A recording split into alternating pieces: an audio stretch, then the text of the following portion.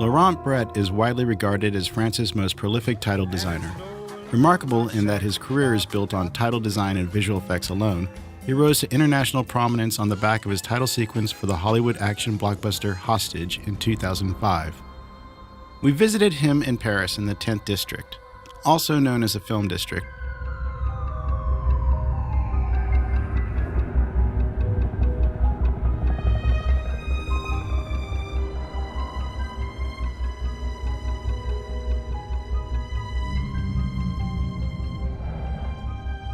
C'est moi. C'est mon mini-mi. Qui me ressemble bien, il est toujours en survêtement.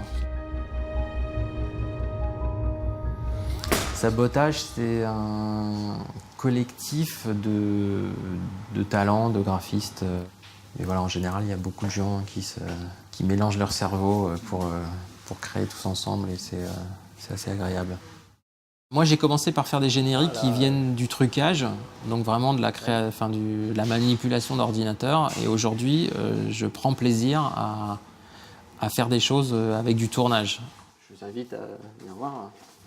Je suis pas un graphiste de base. J'ai pas appris la typographie dans une école. Je suis un autodidacte en tout, quoi. Enfin, moi, c'est.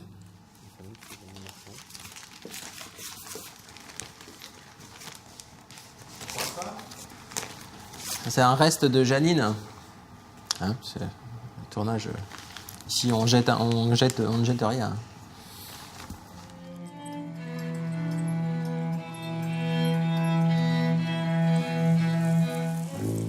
Mon problème, c'est que j'essaye de faire...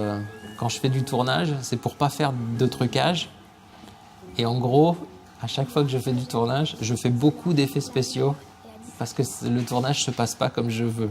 Le générique de Janine, je l'ai fait le premier jour du tournage, en fait. La première scène qu'on a tournée, c'est le générique. Et ça s'est pas passé comme on a voulu parce que le hamster ne voulait pas tourner dans la roue. Parce que les hamsters, ça tourne la nuit. Janine, ça dit pas grand-chose. Enfin, c'est illustratif. On sait qu'on va regarder une comédie avec un hamster qui a plus de talent que qui fait marcher une industrie. Mais voilà, en même temps, on sait qu'on est dans une famille un peu folle. Voilà, ça marque une ambiance.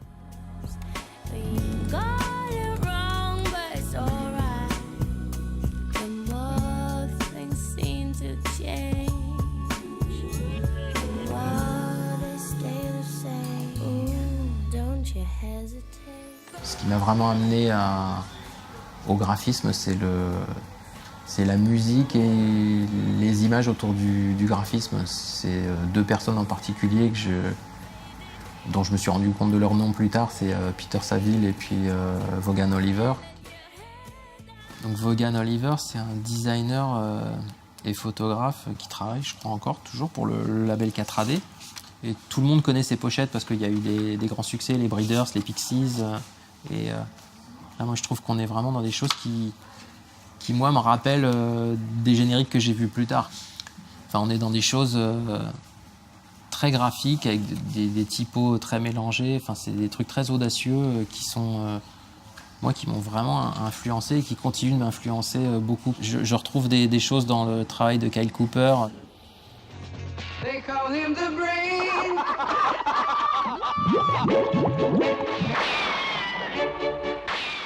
On avait un auteur français de générique dans les années 60 qui s'appelait Jean Fouchet, qui est quand même l'auteur de je sais pas combien de génériques, mais soit de choses très simples, juste d'animation de typographie, ou alors de trucs très compliqués et un peu psychédéliques.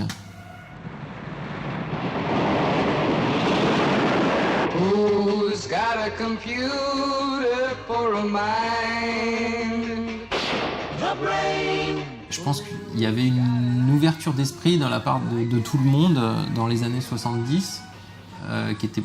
Ah mais, ouais, si je fais ça, on va me dire mais c'est pas 2001 quoi. Enfin, on me laissera jamais faire ça. Enfin, si je proposais un concept comme ça à une production aujourd'hui, on me regarderait comme un extraterrestre quoi.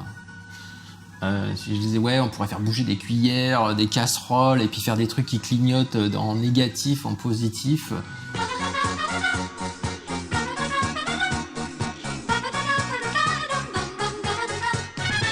Et à l'époque aussi, c'est des gens qui étaient cités et crédités dans leur générique, quoi. Il était reconnu comme un auteur de son travail, comme Saul Bass l'était.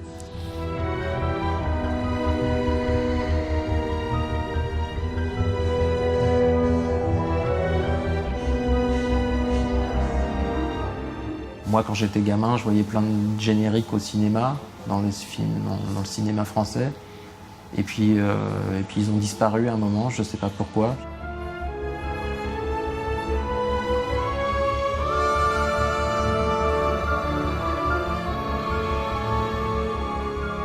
L'arrivée d'After Effects, ça a été vraiment le pivot qui a fait changer beaucoup de choses, en fait, à mon avis, pour beaucoup de gens, parce que ça a permis de démocratiser les effets spéciaux et la fabrication du graphisme. Et c'est aussi ça qui a permis, à mon avis, de faire revenir les génériques dans le cinéma.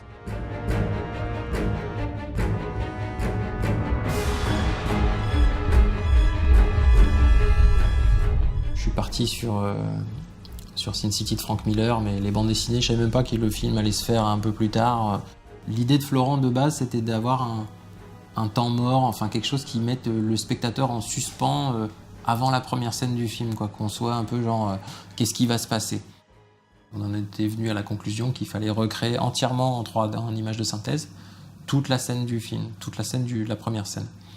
Donc j'avais besoin de faire des photos, des textures et puis des positions qui servaient vraiment aussi bien pour texturer toutes les scènes 3D que pour les références d'action, de comment on tient les instruments, comment on tient un gun, pour savoir comment un militaire se positionne quand il a telle arme, comment il doit être.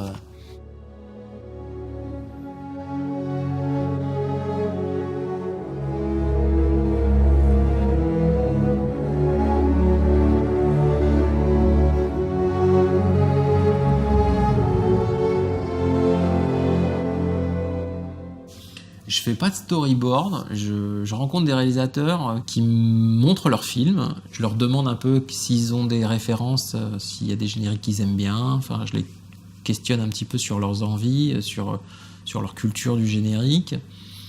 Et souvent je reviens avec des images qui bougent.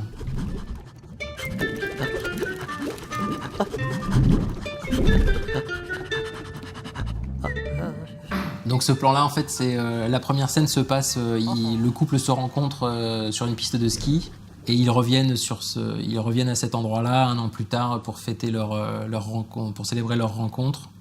Et ils décident de faire un enfant. Donc ils montent dans une cabine de téléphérique et ils décident de faire l'amour dans cette cabine téléphérique.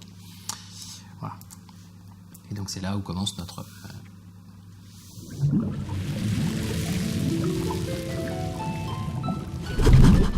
Moi, je me suis beaucoup inspiré du travail de MacGuff sur un documentaire qu'ils ont fait sur la naissance et la fabrication des enfants. Ça a été pour moi le retour à la 3D. Donc pour moi, c'est vraiment c'est pas autant de travail que Otage, mais quasiment. Hein. C'est-à-dire que on a pu se permettre de faire quelque chose d'aussi ambitieux que là-dessus parce que on avait un budget dans lequel on a englobé tous les effets spéciaux du film, les petites séquences que j'ai réalisées, et le générique du début et de la fin. Donc on a travaillé un peu comme Otage, hein, c'est-à-dire qu'on a sorti plein de plans en maquette rough qu'on a monté, puis après on a fait fabriquer en 3D. Tous les poils et tout, c'était très très fastidieux à sortir en 3D. Donc il y a une personne qui a vraiment travaillé les caméras, il y a une personne qui a travaillé l'animation des spermatozoïdes, une personne qui a travaillé sur le rendu et l'éclairage des scènes, une personne qui a travaillé sur le compositing et l'assemblage des plans. Mon rôle en fait là-dedans, c'est vrai que c'est un rôle de conception, c'est vraiment plus un rôle de réalisateur. C'est plus proche d'un petit court-métrage que d'un générique.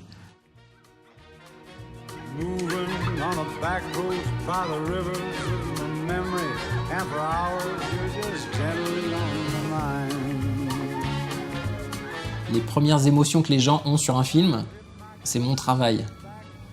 Sans mégalomanie, hein, c'est vraiment pas l'envie de marquer l'histoire de mon empreinte, mais j'ai quand même plaisir à faire partie du cinéma. Il n'y a pas de réalisateur qui ne fait pas son deuxième film avec moi en général. Donc ça c'est super. Cup hands down a tin can, I pretend I hold it to my breast and find